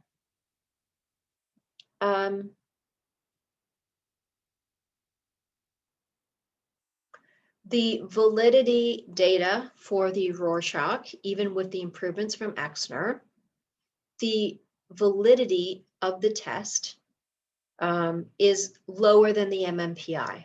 That's what lower coefficients mean. So what does that mean? So if the Rorschach suggests that you are depressed and the Mmpi suggests you are depressed, and another scale, you've done another scale of depression, we would see higher correlations with the Mmpi suggestion of depression and a depression scale than we would with the Rorschach suggesting you're depressed and your score on another depression scale. So it's not as valid. Oops.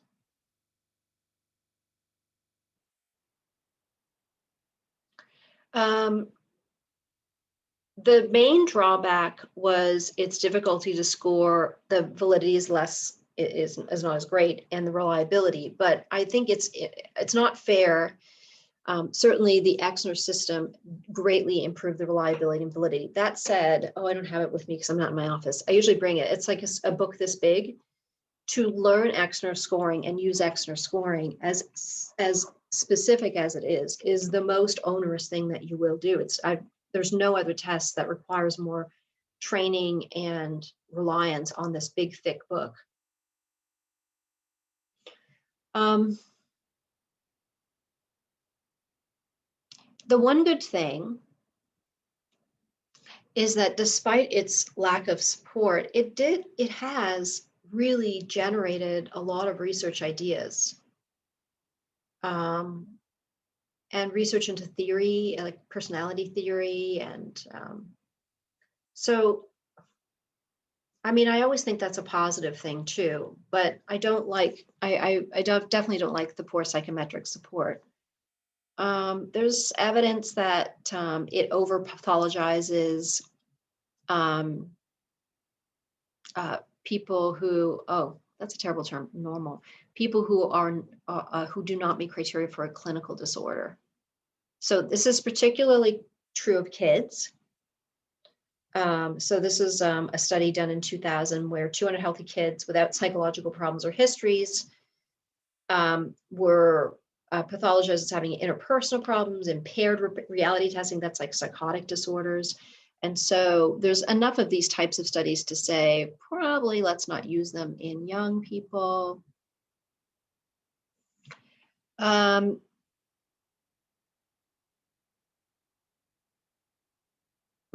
When you ask psychologists whether or not the Rorschach is essential, most people report, now this has to be updated, I think, because we didn't even talk about the MCMI, that's the Milan, because we don't use that as much. People are a lot more inclined to use the NEO or something called the PAI, which is the Personality Assessment Inventory. But if you do a Western survey, people still will put it in the top 3 of things they use. The other is the thematic apperception test, which you will read about in your textbook, is another projective. MMCI and MMPI are objective, as you will learn in the text.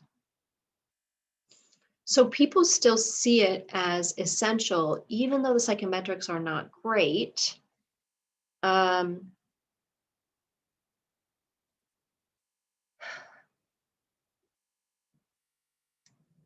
Giving somebody a questionnaire seems to produce better reliability and validity, has better psychometric support than using projectives. So does it provide something useful? I think that's a really tricky thing to say. I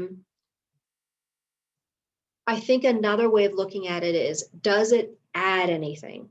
And I think that's what, if people are saying, like, I really need to use a MMPI and a Rorschach as well, you really should, because that's very burdensome. I mean, like, it's hundreds of items for the MMPI and then, you know, an hour or so for the Rorschach. I would hope that adding this extra test would add something. It turns out that there is some added value in only one domain, and that is it does tend to be pretty good at predicting somebody who has a thought disorder, like a cognitive disorder, like or a psychosis. And you know what? I mean, if you can't get them to do some other self-report measures or objective measures, then I think that there's probably good reason to do that. But in my opinion, I'm not sure there's very good evidence to use it for anything else. By the way, you might wonder whether or not adding a NEO to using an MMPI would be of any use.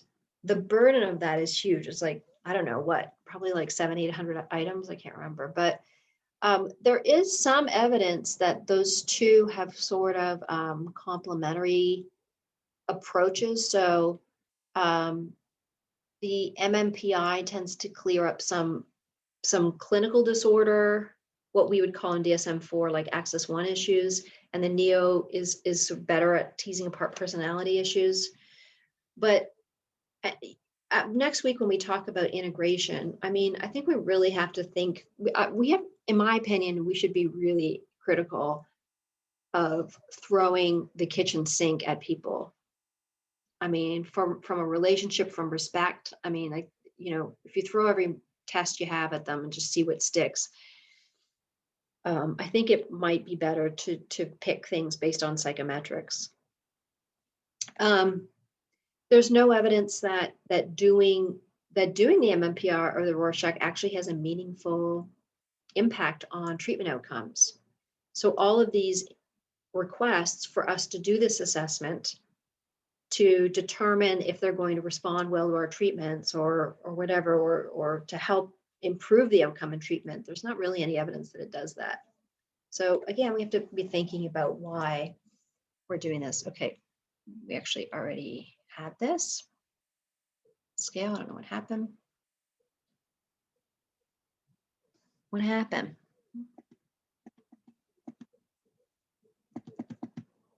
It's like I went backwards in time. I don't know what happened. Okay, so let me, I'm going to stop sharing for a second.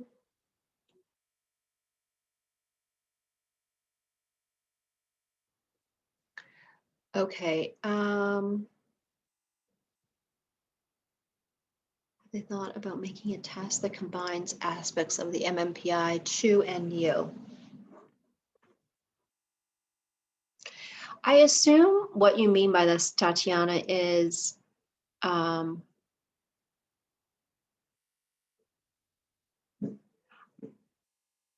it that because there's part of me that's so kind of snarky about it that I'm like, well, why would we want anything from the MMPI too? But I suspect what the reason why you like it and why other people like it is it because of the validity stuff? Like, is it because you could detect like malingering or faking or whatever? Is that kind of the reason why you like it? Oh, because they assess different things. Oh, so yeah, but you know what, Tatiana, like the thing is that the thing that it's mainly assessing is clinical disorders. Well, why not just ask them in a skid? Like, remember last week we went through a skid? I mean, that is like literally mapping on to axis 1 disorders. So if you want to know what they're like in terms of diagnosis on a clinical disorder, and you want to know about personality, I don't know. I mean, I would be tempted to do that. I thought you were intrigued by the lying stuff. Yeah, and taking away the burden. Yeah. So yes, and I totally agree with that. Like, but if so if we use the PAI, or sorry, the NEO, which is like a couple hundred items, and then we use the SCID, I mean, I feel like we're getting at quite a bit.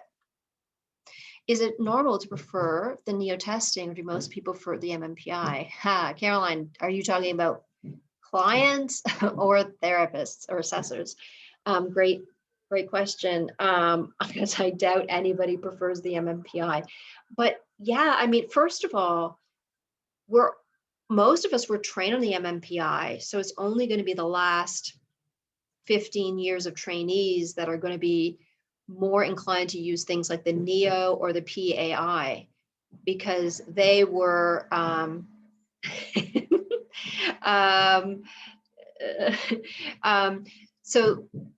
so they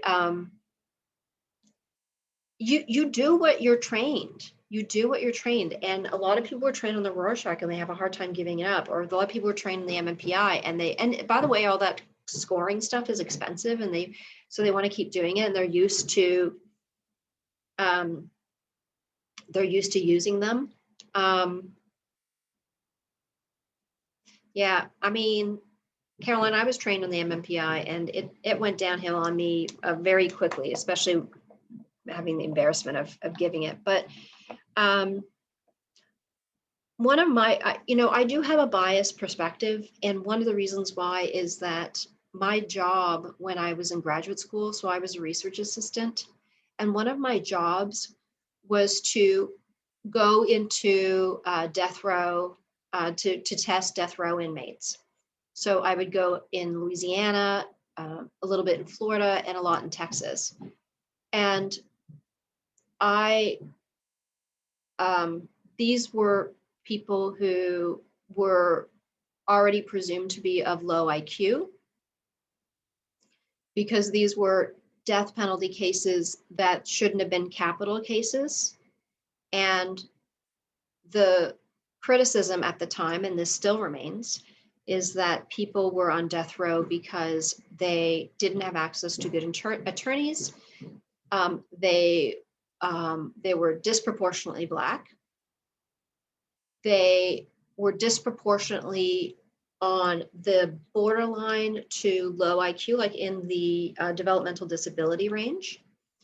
And so one of my jobs was to go in and do testing, but then to map that onto, there's rarely testing done in their past, but if there were any testing, to look developmentally right through. So were they competent to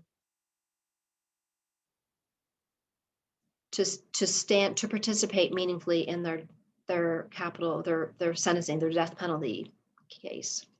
And so I had a lot of information about their learning environments, their growing up environments. And so I learned a lot about how people liked to wield some of this test information.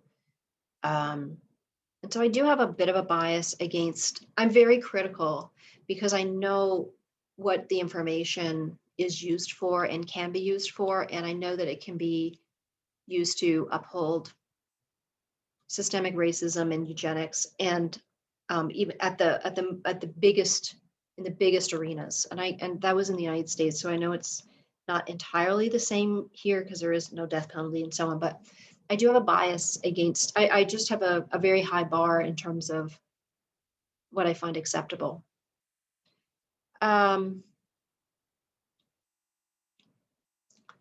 Right here, IQ, I instantly think of how people term serial killers or death row inmates by their IQ, organized and disorganized. Like, where does it even come from? Yeah, I actually just watched an interesting, it's a show, it's a drama, never mind, it's not a documentary, it's actually a show based on the origins of profiling. Yeah. In terms of the projective test, like the Rorschach, is the initial advantage that provides a look into the unconscious? Yeah, Ashley, that's a great question. That's the thought. The thought is that it's tapping into something it's a assumption, isn't it? That personality is kind of, we're not aware of personality, so we can't really answer questions about it. But if we just are tasked with interacting with an ambiguous task, that the unconscious will become conscious, and it's projecting your personality, the unknown parts of your personality onto the page. So that's the idea. Mindhunter. Gabrielle, that sounds familiar. I think it is.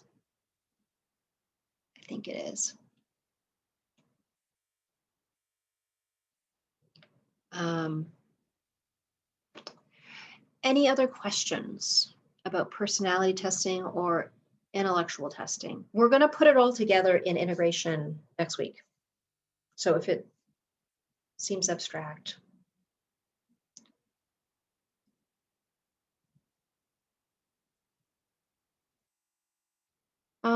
I don't know. I think it normally closes before class. You mean like for last week's discussion, Ashley? Pretty sure it closes before, because now I'm going to open, I'm about to put a new discussion term. So I'm pretty sure it does close. I don't know that for sure. You'd have to look, but I that's how I tried to set it up. Okay. Oh, so about the test. So just an update. So I asked Bethany to regrade the papers. So a couple of caveats. So I don't know if your grades are going to go up, but Bethany was open to regrading them. And we did, so a few things. We did have agreement on the few that we so I do a small percentage where I I grade, she grades, and then we compare. So inter-rater reliability. And the reliability was pretty good on those ones that we looked at. So I'm not sure. There was a slight, but not much of a difference between the multiple choice and the written. I don't really care about that as much though. So the whole purpose behind me giving two different versions is that some people are disproportionately better at one versus the other. And so I find it really unfair if I only give multiple choice, for example. And the bias is because I suck at multiple choice. So I do want to say, because I do hear your concerns and we are going to remark them and I'm going to check. And one of the major reasons why I'm doing this is because I didn't get a chance to look through all of them like I normally do, because the setting was such that it released her mark right away. So then, which is not supposed to happen. So I have to make sure that it's not the case for the next one. But I do want to, and I think with the cognitive ability testing that we talked about today, I think it's really important for us to talk about a couple of myths. It is definitely some of the arguments that I'm made on the discussion post are really about predictive validity. So whether or not multiple choice items should be good predictive validity of written answer. There should be a correlation, but it's not a high correlation, right? So if and you can actually look at that in Google Scholar, but in addition, when people say, well, my grades in other courses are a lot higher than this course. Again, well, why would we just give you a bunch of courses if we already know what you're going to get, then why wouldn't we just use that grade all the way through? It's because people are going to have different grades in different classes.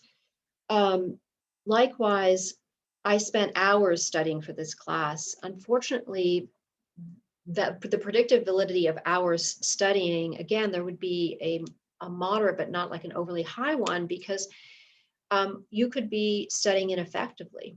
So I think one of the things that I think is really helpful is to, if you do poorly on a test, because professors don't want you to do poorly on a test. We want to see a nice normal distribution of grades.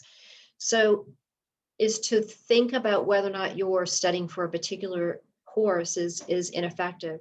So if there's one professor that it's all about rote learning and just memorizing, that for a professor who wants you to apply the information, then you're probably going to have to think about studying in a different way for that professor. So for example, my questions tend to be applied.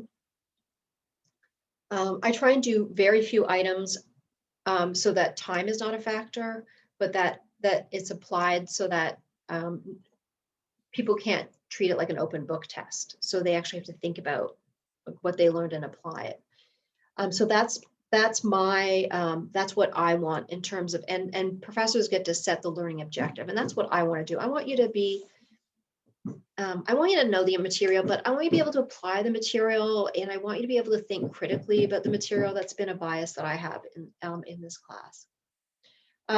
A lot, and some people were saying about why I attended all the lectures. That is actually, that's great. And that actually is a pretty high predictor of performance, but it's not a perfect predictor as well, but it's one of the higher ones. So when there's a discrepancy on a test between another class or between other items, it doesn't necessarily mean it's bad. But at the same time, I had a talk with Bethany and I said, I really want you to, take a closer look, because there really was quite a lot of disagreement. And otherwise we're gonna have to, I'm gonna have to go through it and remark every single one. So I want you to go through and really make sure that that the way that the rubric is being applied is not overly strict. So she agreed to that. So that is going to take her though a while, because she has to she can't just go through quickly. She literally has to regrade all of the short answers.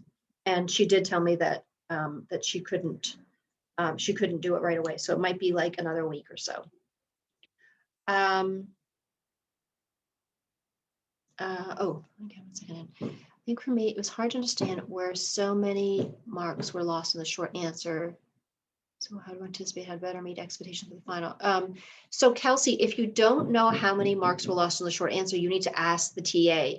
She is supposed to, and all the ones that I looked at, she actually put what was expected in the short answer. So if you don't understand, you definitely have to ask her. It's tricky when you can't see your answer. Oh, interesting. So you can't see, okay. So when you're going over the test, Kelsey, make sure I'm getting this right. So when you're going over the test, because you can't see your answer, it's hard for you to take the comments and kind of, got it. Okay, yeah, well, I mean, that is difficult. So it's much easier to go over verbally a multiple choice test and go through. Yeah. So so I think one thing, Kelsey, is, and for other people, because I'm sure you're not the only one, is to advocate for yourself while going over the test that, I'm sorry, can you read over my answer and then tell me what I got, and then tell me what other items you would have expected there, or instead of, because that's, I think a lot of people complained that I had six things I should have gotten full marks, and it was like 6 of the same kind of thing, and none of the ones that I wanted from the learning objectives. So we'll have to figure that out. So make sure you do that. You're welcome. You're welcome. You're welcome. And yeah, so I anticipate the grades going up. Usually when I have one of those conversations with a TA, like, are you sure that? Usually it does improve. I will also pay very careful attention to my rubric for test 2, and make sure I have some flexibility built in there. Okay. So hold tight on the test, and thank you so much for coming to class. And oh, we have another thing.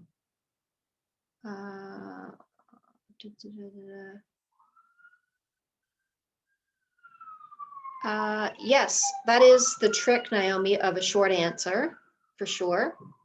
And that skill needs to be learned, and you don't have a lot of chances to learn that. So yes, in a short answer, it would definitely be a more honed answer for sure. So that is definitely true. Yes, Melissa, so definitely contact the TA. So the one thing I will say that she did well for most people is to actually say what she wanted. So make sure you have a appointment and do that. Where can we locate our feedback for the short answer questions? I don't know where that is. I don't know where that is physically on the screen, because I don't see what you're seeing. That's why I'm not understanding where marks were lost. Wait a minute. So some people are talking about the feedback and some people are saying that you don't have the feedback. Hi, could I just say something quickly? I'm not able to see any feedback, or even like I just see an overall grade. So like I don't see like like for short answer versus multiple choice, and there's definitely no feedback. Okay, so so then contact the TA to get your feedback. Okay. Because everyone is supposed to have feedback, and you can see that people are referring to their feedback. So definitely it's supposed to be there. So if she missed it for you, or if it's in perhaps in a different place, I don't look at what you guys are looking at. Do you guys like have a group that you know what? Can someone put where you locate that information on the public boards so that other people have access to that? Because it's like Kelsey's saying, it's not where you think it would be. Here, do you want me to tell you where it is? You could, or you could post it on the board, because then people who are not listening to this right now, they would have it. Okay. That would be amazing. Thanks, Melissa. All right, anything else before we finish up? Any questions on the material? Okay, well, thank you so much for